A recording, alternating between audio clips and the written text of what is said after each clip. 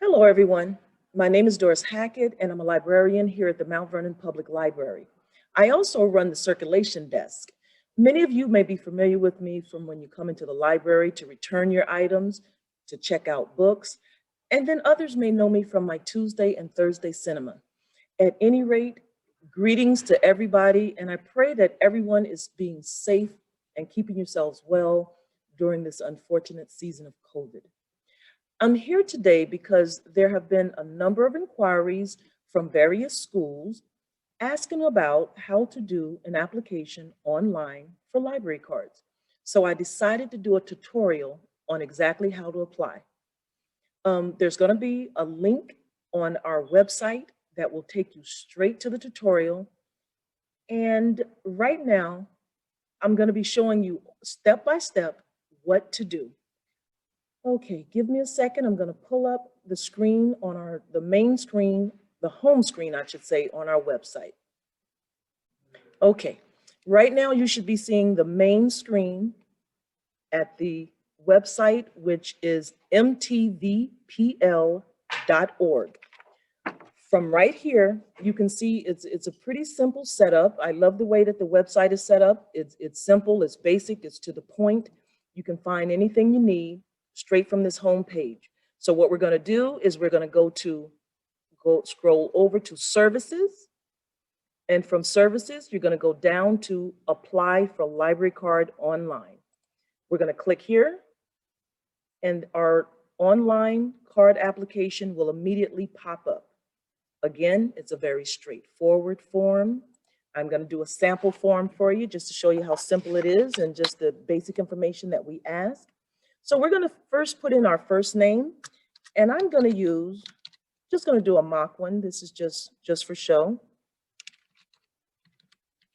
We're going to put in our last name. If there's a middle initial, feel free to put that in also, because there are people who may have first and last names the same. That middle initial is what's going to differentiate you and make us aware, hey, this is the person that we want. So if there's a middle initial, feel free to put it right here. So we got our first name, middle initial, last name, and then we're going to put the birth date.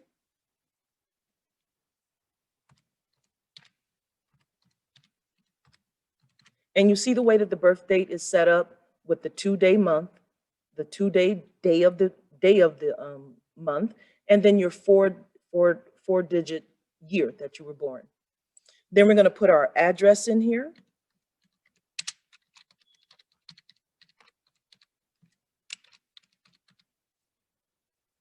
If there's an apartment, again, you can put it there.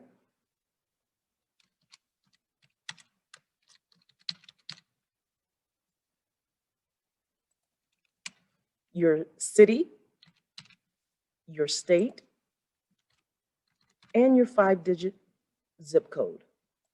By all means, make sure you put a telephone number there, because there will be a time that the library may call if you have items that you've put on hold, and that item, let's say, is not here, and maybe it has to come from another library. The system will give you a call, let you know your item is here ready for pickup.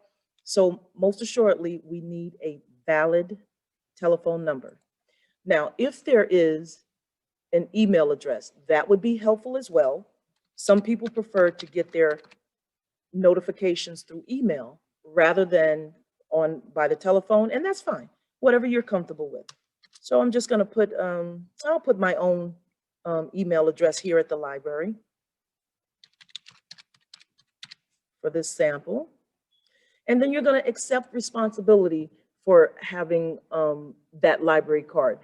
It is very important that you click this button, because you're responsible for your own library card. No matter what your age, you will be responsible for that library card being lost, damaged, or any overdue materials. One thing we do caution people to do is not to let other people, your friends, whomever it may be, use your library card, because you have to be aware that that belongs to you. So if, say, you let your best friend use your library card, and your best friend checks out 10 items, and all 10 of those items do not get returned to the Mount Vernon Public Library, guess who's responsible for those 10 items? Whoever's name is on that card. That's why we would prefer each individual to have your own library card. Your materials are free. You can pick up DVDs, books, CDs, music CDs, audio books, just about anything that you would get from Barnes and Noble, you can get from the Mount Vernon Public Library, and it's free. The only time you have any charges is if you bring your materials back late. And then keep in mind, if you need materials for longer than the time period that's on your receipt, then you can always give us a call, extend that time as long as that item is not being waited on by someone else, like there's a hold on it and someone else needs that material. That's the only time that you will ever have a problem. So your materials are free. There should not be any overdue fines, and we don't want to tax our people. We want people to come into the library, get your library card, use it at your own discretion, and just be responsible for it. Okay? So believe it or not, that took less than 2 minutes to fill out. We're finished with this library card application. Once you hit the submit button right here, I'm going to show you what message is going to pop up automatically. Okay, right below that, you're going to get a message that says, hello, we've prepared the library card you requested online.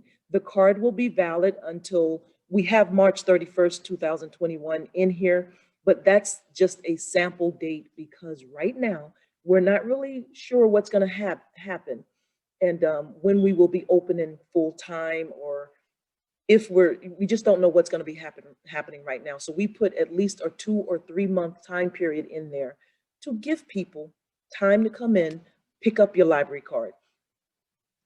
Okay, and then to carry on, the message says the message lets you know that you may access online services only using the library card number along with the PIN number. Please log into our website, and it gives you our website address again to see what services are available. Once the library reopens, you will need to bring a photo ID and valid proof of residency in Mount Vernon. Now, that's the initial message that comes up. Once someone here, that's just an automated message that comes up from the computer. But once one of the clerks here prepares your library card, you will be sent an email that gives you your barcode and your PIN number. That PIN number is generally the last 4 digits of whatever telephone number you used up top here when you first applied for your library card. So that's just your own personal PIN number.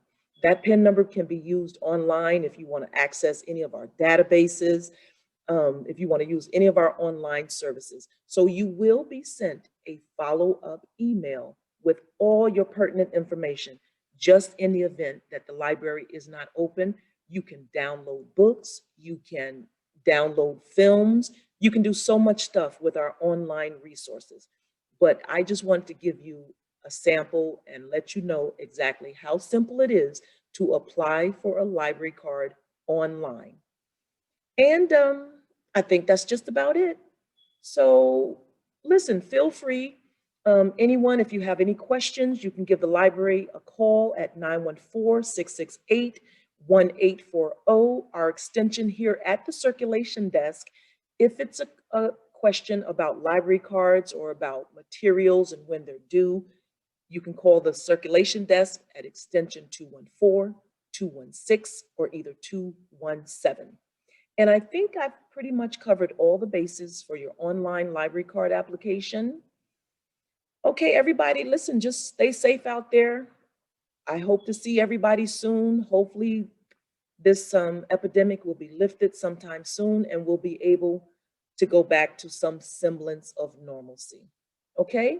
Other than that, everybody stay safe and stay well.